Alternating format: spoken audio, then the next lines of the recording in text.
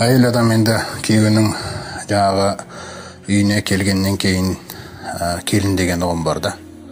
Осы келін деген ұғымға қарайтын болсаңыз, бұл да өте маңызды мектеп. Жалпы келін болу ол әйел затының қолынан келетін нәрсе, және бұл өте үлкен бір мектеп, бұл өте үлкен бір жихад. Оның әрбір сәті ғибадат болып жазылады да.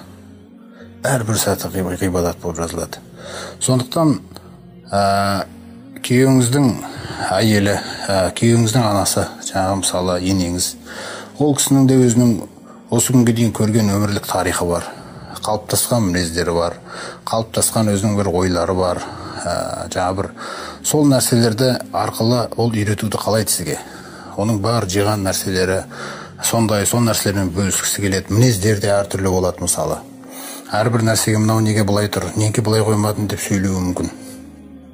Міне сол кездерде сол істердің өзіне кәдімгі қажетті нәрсе ретінде қабылдау керек оны. Оны маған тиісіп жатыр деп қабылдауыңызға болмайды ешқашан.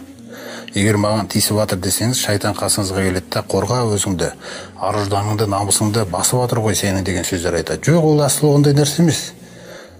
Асылы бұл сабырлық мектебінен өткізгісі келіп отыр Алла Тағала сізді. Сондықтан неғұрлым соған шыдап бере аласыз, ана қызыңыз ертең сондай келін болады.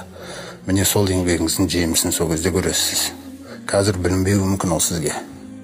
Сондықтан енеңізге сабыр етуіңіз, енеңізді өзіңіздің анаңыздай мәміле жасап, жүректерді жақындастыруға амал етіңіз. Өзіңізбен сырласып отыратын, ақыл кеңес алып, шешіп отыратындай жақын болыңыз оған жүрегіне. Міне солай шешуге тырысыңыз. Енді өзіңіздікін ойлап, ішіңіздегі нәрселерді ойлап, жастық құшақтай беретін болсаңыз, одан проблема шешілмейді ол. Ол нәрсе жастық құшақтау деген сөз, кетем ғой дейм деген нәрсеге апарып тынатын жаңа шайтанның тәсілі ол. Адам жеңілмеу керек. Әйелге сондай көп күш берген Алла Тағала.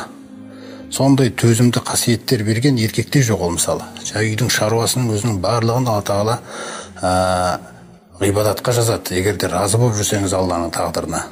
Сондай бір әйел заты Асма ибн Язид деген бір әйел кісі пайғамбарымыз саллаллаху алейхи ва саллямға келіп айтады: "Ей Аллахтың елшісі, мен бүкіл осы әйелдердің атынан келіп тұрмын, барлығымыз жиналып, қазір менің сөйлейтін сөзім олардың сізге жеткіз деп айтқан сөздері, менің өз ойымнан сөйлемеймін, бәріміздің ойымыз бір жерден шығып жатыр.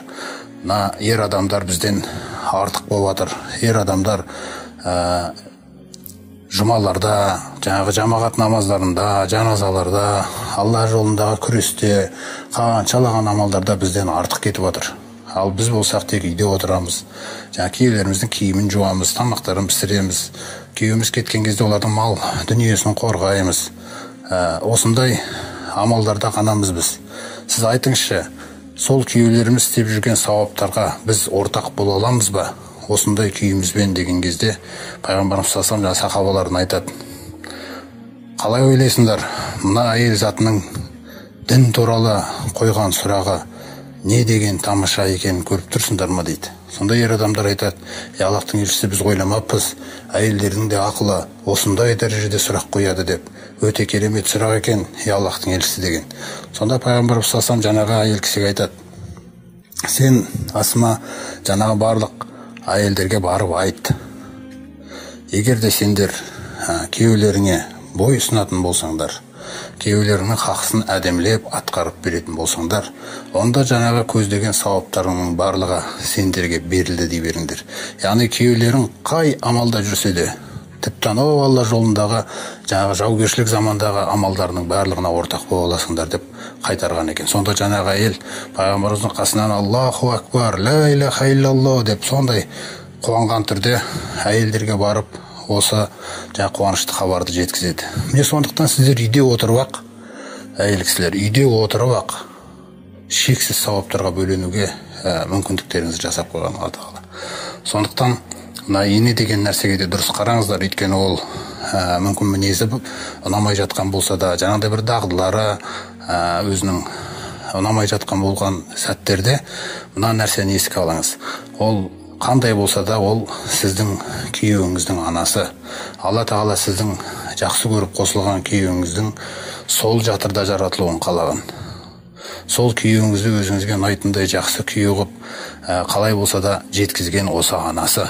Сондықтан ана туралы күйеуіңізбен ешқашан анаңыз былай деді маған деген сөзді айтудан сақтаныңыз. Өйткені ол деген сөз күйеуіңізді өз жағыңызға қарай тартумен бірдей ол.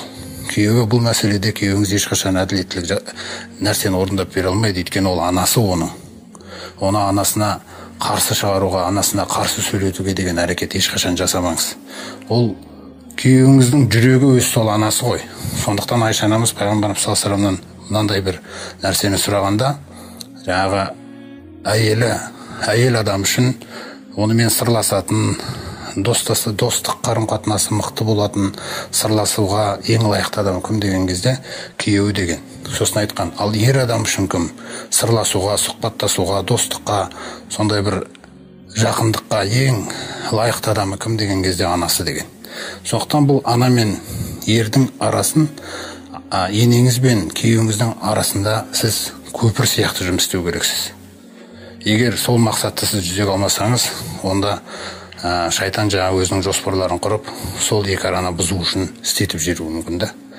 Сондықтан мысалы күйеуіңіз бір күні сізге бір сыйлық алып келсе, сіз былай деңіз, мына сыйлықты мен қабылдаймын, егер де сіз осы сыйлықтан бұрын анаңызға бір сыйлық жасаған болсаңыз деңіз. Егер ол мен анама алмаппын десе, онда сіз бірінші анаңызға әперіңіз. Өйткені мен осы көпірді нығайту, жалғашу үшін келгем осы отауға. Мен басқаша болудан Аллаға сыйынамын. Сондықтан сіз ол кісіге сыйлық беріп, қуандырып, риза қылып қойсаңыз, онда мен одан кейін сіздің сыйлығыңызды қабылдай алам. Қазір менің бұған иманым сондай бір көніп тұрған жоқ деген мағынада мәміледе болу керексіз.